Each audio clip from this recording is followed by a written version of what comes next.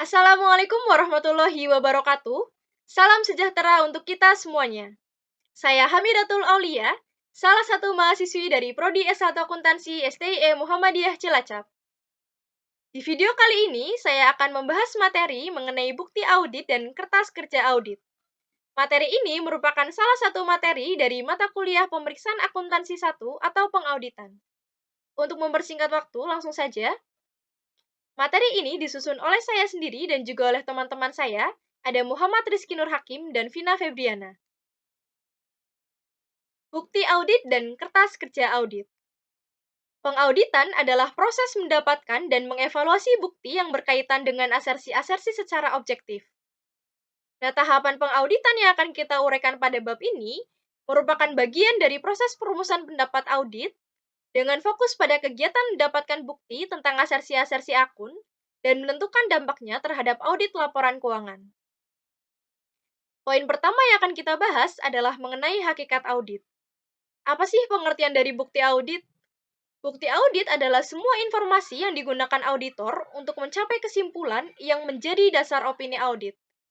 Bukti audit sendiri pengaruhnya sangat bervariasi terhadap kesimpulan yang nantinya menjadi dasar opini audit. Adapun relevansi, objektivitas, ketepatan waktu, dan keberadaan bukti audit lain yang menguatkan kesimpulan, seluruhnya berpengaruh terhadap kompetensi bukti.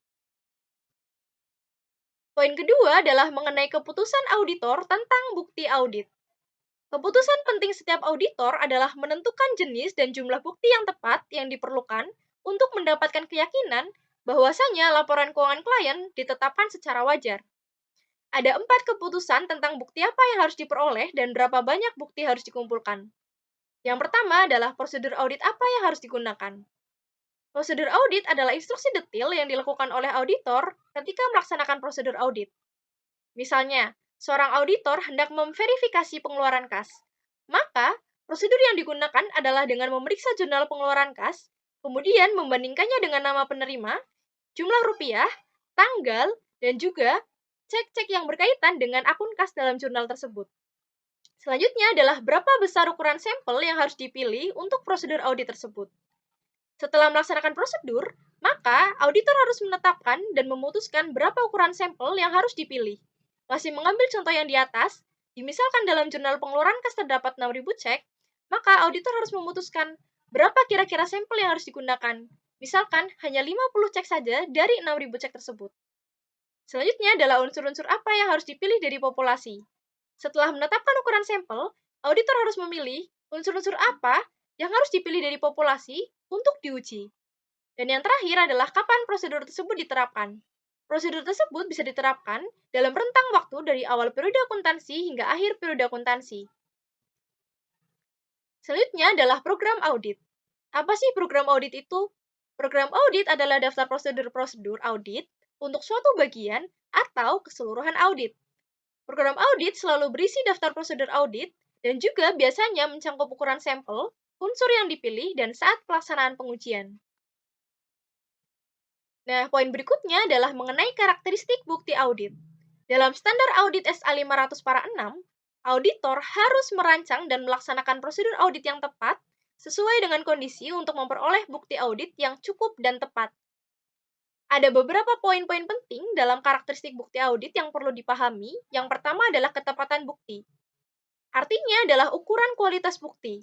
Nah, ketepatan bukti dipengaruhi oleh relevansi, saling keterkaitan, dan juga oleh reliabilitas, yakni harus bisa dipercaya. Dalam memenuhi tujuan audit atas golongan transaksi, saldo-saldo akun, dan pengungkapan yang berkaitan.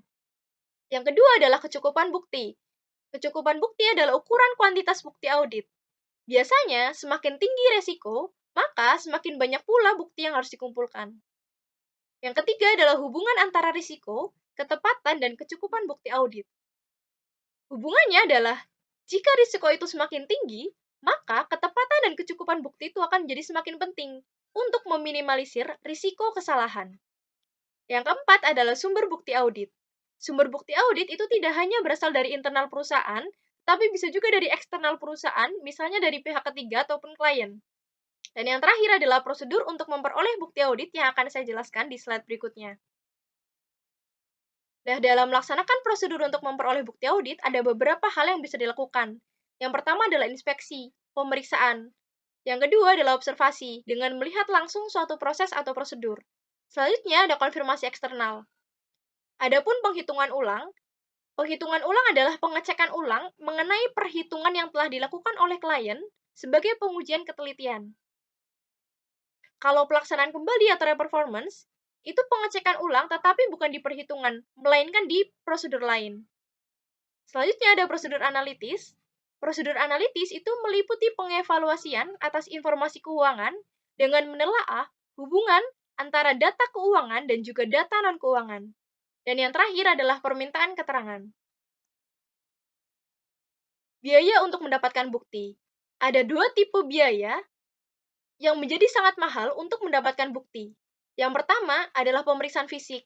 Kenapa menjadi mahal? Karena biasanya membutuhkan kehadiran auditor pada saat klien melakukan penghitungan aset yang seringkali dilakukan pada akhir tahun buku. Kemudian ada konfirmasi.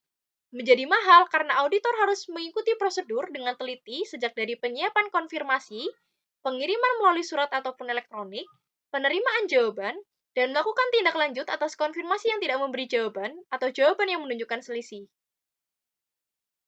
Selanjutnya, ada juga istilah-istilah yang digunakan dalam prosedur audit.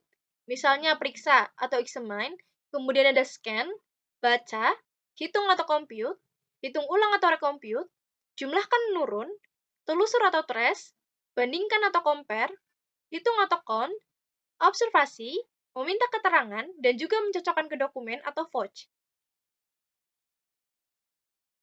Poin berikutnya adalah pendokumentasian kertas kerja audit.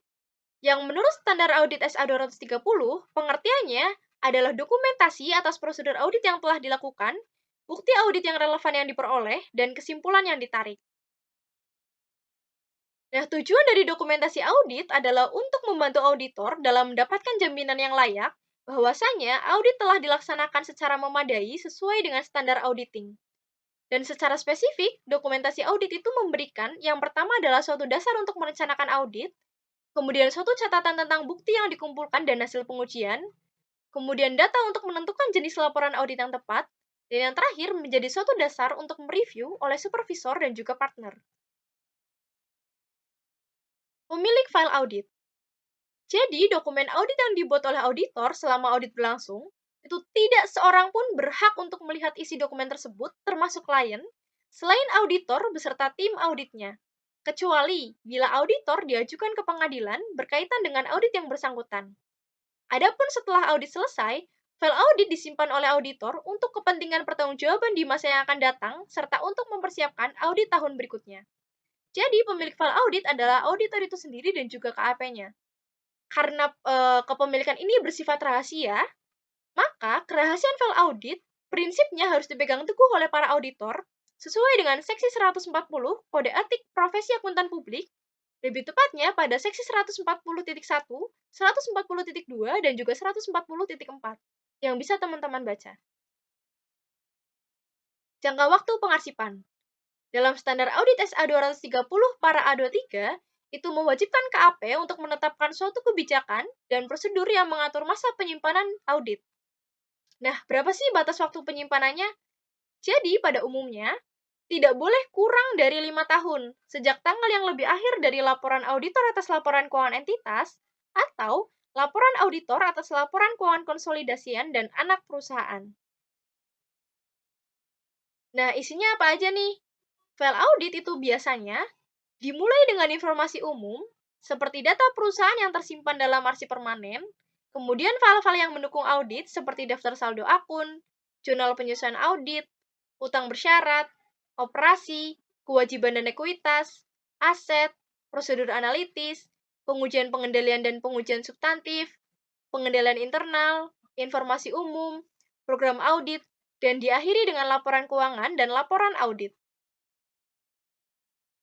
Adapun arsip permanen itu artinya adalah arsip yang datanya bisa digunakan untuk beberapa periode audit. Arsip permanen biasanya berisi ada ringkasan atau kopi-kopi dokumen yang berlaku secara berkelanjutan, seperti misalnya perjanjian obligasi, kontrak-kontrak, dan lain-lain. Kemudian ada analisis akun-akun tertentu dari tahun-tahun yang lalu yang berpengaruh pada auditor.